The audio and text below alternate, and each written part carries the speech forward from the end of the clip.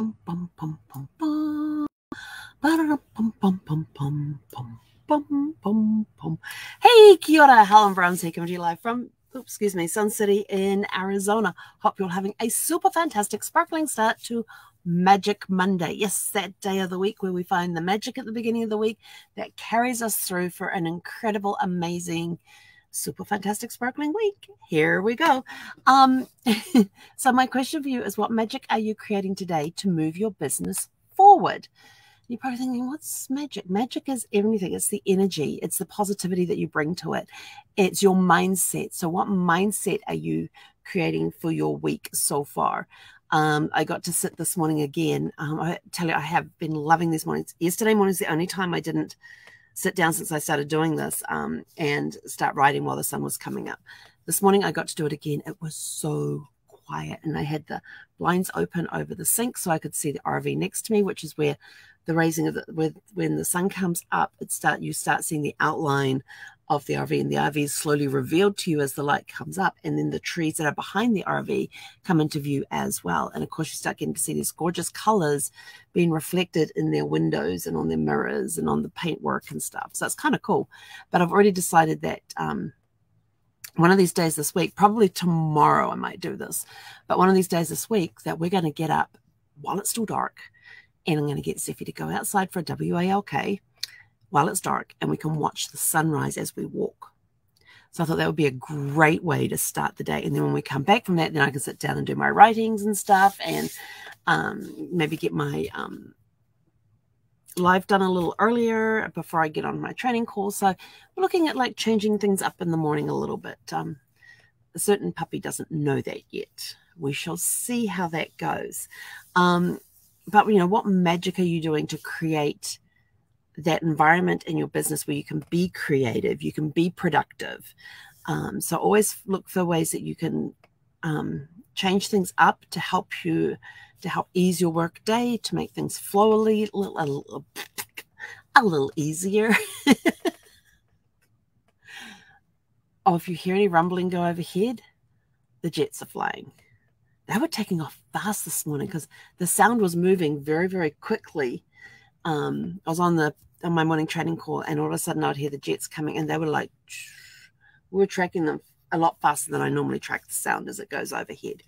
But yeah, they were flying very fast today, and I can hear them rumbling off in the distance. So I'm not sure if they're flying around to come down and land, or if they're doing touch and goes, or what they're doing. But if you hear any loud rumbling noises, it's the jets flying overhead. So I have a very strange tell your story question of the day, and people will go, what the heck? But did you visit cemeteries when you were a child, and why did you visit? Did you get to go, you know, how old were you when you went to your first cemetery? And I'm like sitting here and I'm thinking, okay, I was definitely in my teenage years when we went, because we moved to a place. Well, actually, no, I wasn't in my teenage years. I was 11. Here come the jets.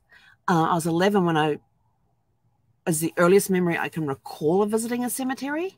Now, I may have gone to other ones prior to that, but I'm like thinking, when did I first go to a cemetery?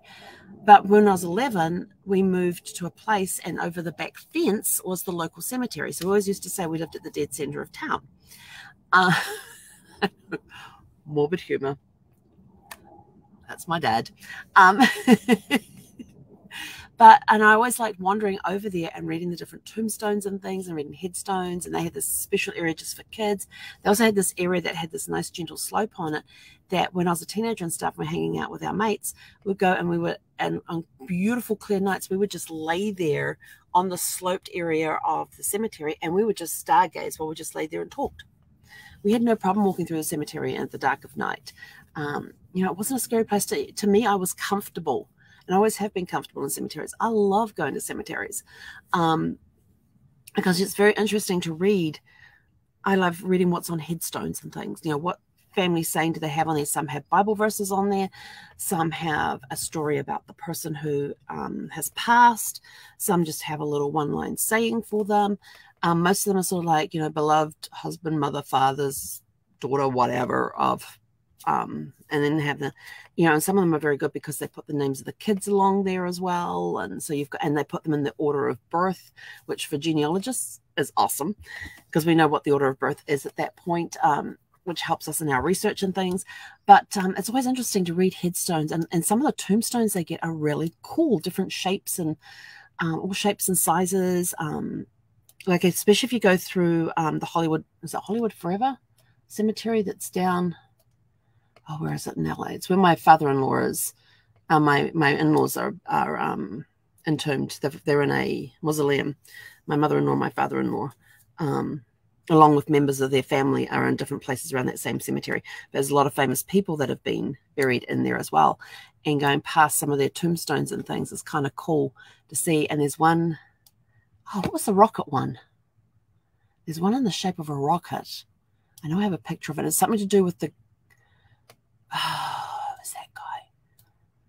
Damn it, I can't think of it. But there's a real, there's some really cool shaped ones. And is it Rudolph Valentino that's on the, in the tomb that's across on an island on a lake in the middle? I think it's him. And there's the mysterious woman in black who comes and leaves a rose at his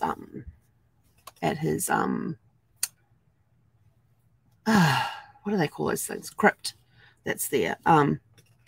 So yeah, it's interesting. It's always interesting to go around and look at different cemeteries and stuff. And it's something I still enjoy today, even though my worst visit, if you want to call it the worst visit to a cemetery, was when I for Brad's funeral. When we went there, we had the cemetery. We had the service at the cemetery in one of their little chapels.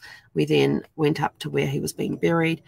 And funnily enough, that one's on a direct flight path for the jets that leave the Marine Corps Air Base. That's just the other side of the hill. So a lot of jets. That would be one of my worst visits there, because I'm just trying to think. Well, my grandparents were cremated, so I never got to see them. My great-grandparents were cremated. We had a family friend who passed, and I went to her grave, and she had a graveside service. You never wear white boots on a grave. Had white boots on, I remember that. But I've always enjoyed cemeteries, and I can't remember the first time I visited, but I do know I had regular visits during my teenage years because it was over the back fence. And it was a great place just to go and sit and think and wander, and just to be left alone with your thoughts and that sort of thing. But, later years when we started doing the genealogy stuff, I started going with my mum, and I have up around on my walls here 16 different things you're a genealogist if. And one of them says you're a genealogist if you have a picture of you at a headstone and you're in a cemetery and you're smiling. And there's a picture of me. I was late teens, early 20s when it was taken. And I'm crouching on top of the grave that contains my second great-grandmother, her son, who was my great-grandfather, his wife, and some other family members as well.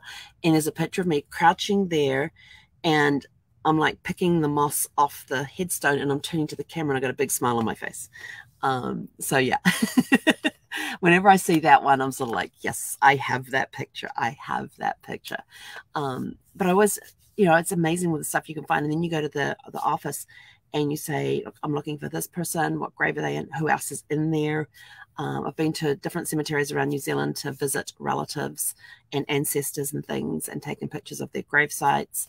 And then been into the office to find out who else is in that plot, because sometimes there are other people in that plot who are not mentioned on any gravestones.